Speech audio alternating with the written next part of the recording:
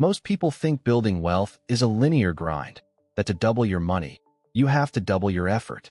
But the truth is, there's a sound barrier in finance. Until you hit your first $100,000, you're rowing against the current. It's slow, it's exhausting, and it feels like the system is designed to keep you stuck. But once you cross that six-figure mark, the physics of your life actually change.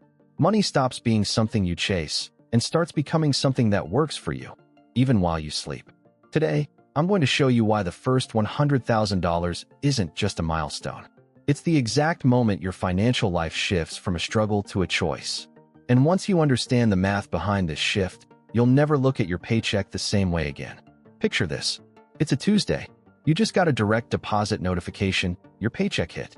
For a second, you feel okay, maybe even good.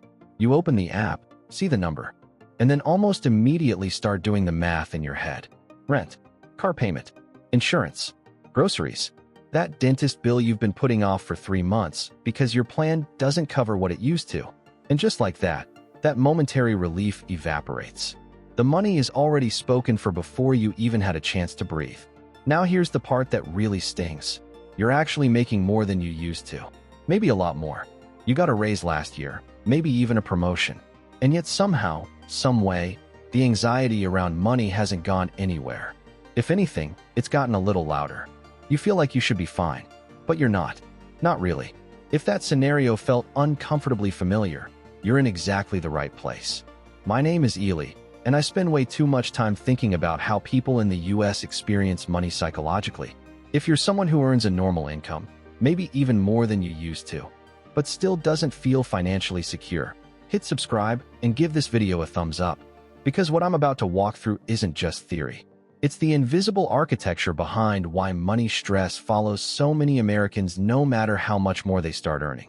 And it all connects back to one threshold that most people are dangerously close to, but never quite reach.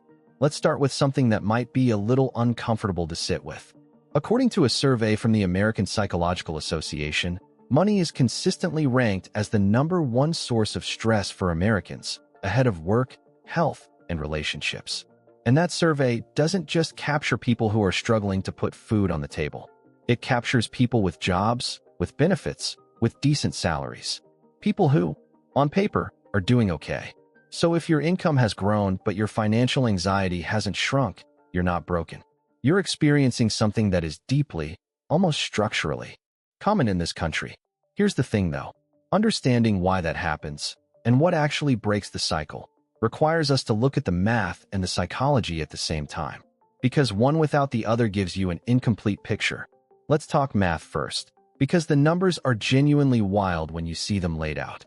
The Federal Reserve has reported that the median American household carries close to $6,000 in credit card debt, and that nearly 40% of adults would struggle to cover an unexpected $400 expense without borrowing money or selling something. $400. That's not a catastrophe. That's a car repair, a surprise medical copay, a broken water heater, and nearly half of American adults are one of those moments away from a financial scramble. Now, that same Federal Reserve data shows that the median household income in the US is somewhere around $74,000 a year. So we're not talking about people earning nothing. We're talking about people earning a real wage and still sitting on the razor's edge financially. This is where it gets interesting. Because if you ask most people what would make them feel financially secure, they tend to give you a number that's just a bit higher than what they currently make. Someone earning $50,000 thinks $75,000 would do it. Someone earning $75,000 thinks $100,000 would finally make them feel comfortable. Someone earning $100,000 is already eyeing $130,000. Researchers actually have a name for this. It's called the hedonic treadmill, and it is one of the most powerful and most invisible forces operating in your financial life. The hedonic treadmill works like this. Every time your income goes up, your lifestyle adjusts to match it, usually faster than you expect. The raise that was supposed to create breathing room gets absorbed. Maybe you moved to a slightly nicer apartment because you could finally afford it. Maybe you upgraded your car. Maybe you started going out to eat a little more, spending a little more on subscriptions, clothes, experiences. None of those individual decisions were reckless, but together they have a name: lifestyle inflation. And lifestyle inflation is the reason that so many Americans experience an income increase without any meaningful change in how financially stable they actually feel. Now, you might be thinking, okay, so the solution is just to stop spending more when you earn more. And look, that's partially true. But that framing misses something important. Because the spending isn't random. It's often driven by something deeper. It's driven by identity, by comparison, by the social cost of appearing to be doing worse than the people around you. And in America, that social cost is higher than most of us are willing to admit. Think about what it costs to simply live a normal American life. A one-bedroom apartment in a mid-sized city, Denver, Austin, Nashville, Raleigh, is running somewhere between $1,500 and $2,200 a month right now. Add a car payment, because public transit in most of this country is not a realistic option for most people. That's another $400 to $600 a month. Add insurance, health insurance if you're buying it on your own, groceries that have quietly gotten more expensive over the last few years, and a phone plan, because without a smartphone you essentially can't function in modern professional life. Before you've gone out once, before you've bought a piece of clothing, before you've done anything that might be considered indulgent, you might already be looking at $3,500 to $4,500 a month in baseline expenses. That's $42,000 to $54,000 a year just to exist, just to maintain the floor. And here's the psychological punch that comes with that reality. When your baseline costs consume most of your income, your brain is in a constant low-grade survival mode. Even if nothing catastrophic is happening, even if you're technically managing, your nervous system is doing the math, and it registers that the margin is thin, that there's not much runway if something goes wrong. And living in that state, month after month, year after year, does something to the way you think about money. It makes you short-sighted, not because you're not smart, because your brain is genuinely under resource scarcity pressure. And under that kind of pressure, human beings are wired to prioritize the immediate over the long term. That's not a personal failure. That's biology.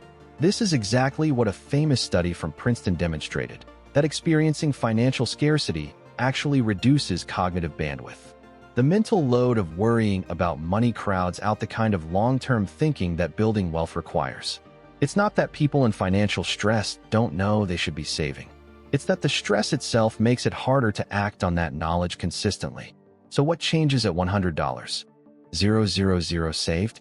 Let's slow down and actually think about what that number represents, because most people treat it like a finish line when it's really more of a launch pad. Think of your first $100,000 in savings or investments as a flywheel. It's the minimum amount of capital that starts to do meaningful work on its own, and that changes the psychological experience of money completely. Here's the math. At a modest 7% average annual return, which is historically a reasonable expectation for a broadly diversified index fund over a long time horizon, $100,000 generates roughly $7,000 in returns in a single year. That's almost $600 a month, working for you, without you doing anything, without you picking up a second job or taking on a side hustle or grinding out extra hours.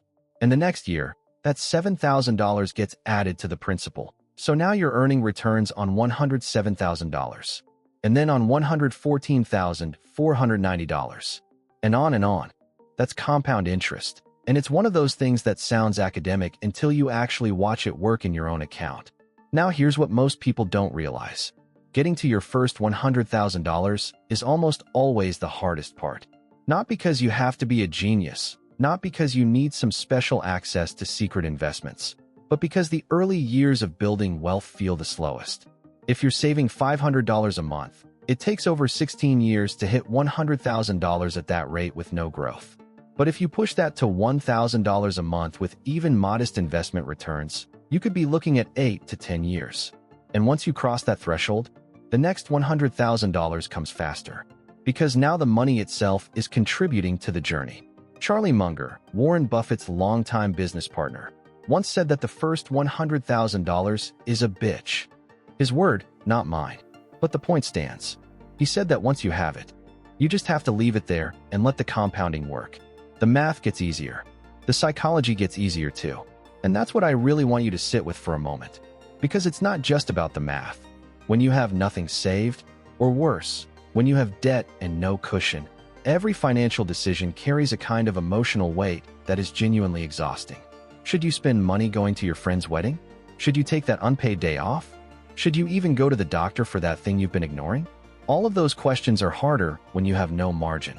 But when you have a growing cushion, even just $20,000 or $30,000 working toward that first big threshold, your relationship with those questions starts to change. Not overnight. Gradually, the decisions feel less desperate, less like you're one wrong move away from a crisis. Psychologists call this psychological safety, and in the context of personal finance, it's one of the most underrated concepts there is. It's not about being rich. It's about having enough of a buffer that your nervous system stops treating ordinary life as an emergency. And once that shift happens, the clarity you gain around money decisions, around spending, around investing, around your career, is genuinely remarkable. You start making better long-term choices not because you learned something new, but because your brain finally has the bandwidth to think past next Tuesday. Now you might be thinking, this all sounds great, Ely, but my expenses are real. I can't just will myself into saving $1,000 a month. And look, that's a fair objection. It's a real one. I'm not going to pretend that the solution is just spend less on coffee. That kind of advice is condescending and honestly insulting to the actual complexity of most people's financial lives. But here's what I will say. There are usually 2 or 3 decisions in every person's financial picture that are doing the most damage, and they're rarely the small ones. It's almost never the $15 streaming service. It's usually the car that's too expensive relative to income. The apartment that was a stretch when you signed the lease, but felt justified because you were making more. The habit of absorbing every single income increase into lifestyle rather than directing even a portion of it toward the future version of yourself. The Bureau of Labor Statistics consistently shows that transportation and housing eat up the largest share of American household budgets. And those are the categories where small, intentional decisions can create the most meaningful shifts over time. Here's a framework that's simple enough to actually use. Every time your income goes up, every raise, every bonus, every side income, before lifestyle absorbs it, consciously redirect at least half of that increase towards savings or debt reduction. If your take-home goes up by $300 a month because of a raise, put $150 toward your future before you do anything else with it. This isn't deprivation. You're still getting a lifestyle increase, but you're also building the flywheel. And over time, that discipline compounds just as reliably as the interest in your investment account. The second thing, and this one is harder because it lives entirely in your head, is to get honest about comparison. About who you're comparing yourself to and why. Research in behavioral economics consistently shows that our spending decisions are far more influenced by the spending patterns of the people around us than we want to admit. If your friend group has a lifestyle that exceeds what your income can comfortably support, you will feel quiet, persistent pressure to match it. Not because anyone is forcing you, but because the brain interprets social belonging as survival, and spending like the people around you is one of the ways we signal belonging.